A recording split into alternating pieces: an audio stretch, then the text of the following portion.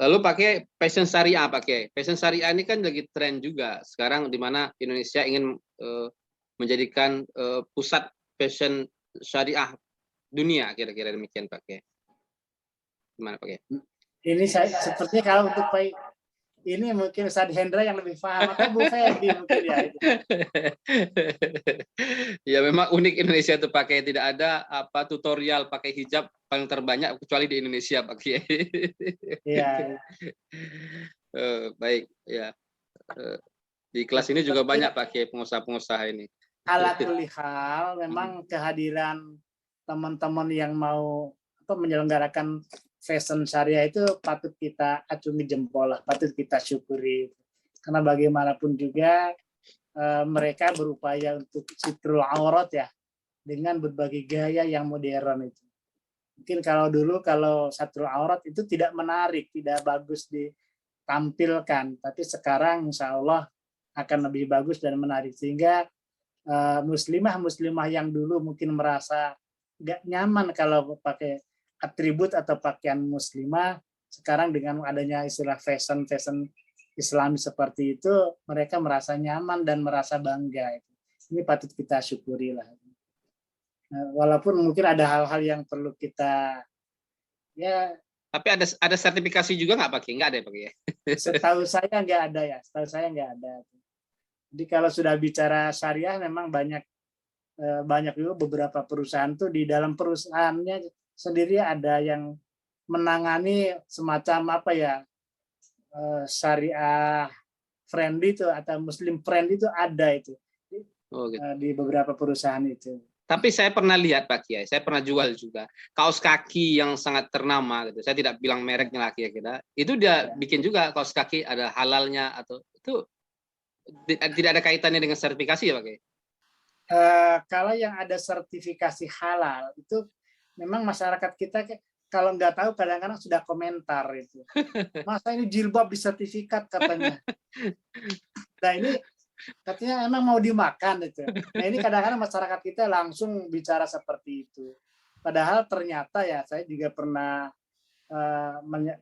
mengundang dari tekstil ya, dari pemilik tekstil, bahwa dalam proses pembuatan tekstil, pembuatan kain itu dimungkinkan ada unsur-unsur yang tidak halal, itu sangat dimungkinkan.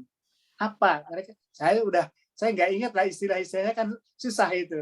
Jadi bahwa dalam pembuatan kain itu dimungkinkan ada produk yang memang unsur haram itu ada, kata itu. Makanya kalau mereka ingin melakukan sertifikat halal itu sangat wajar itu.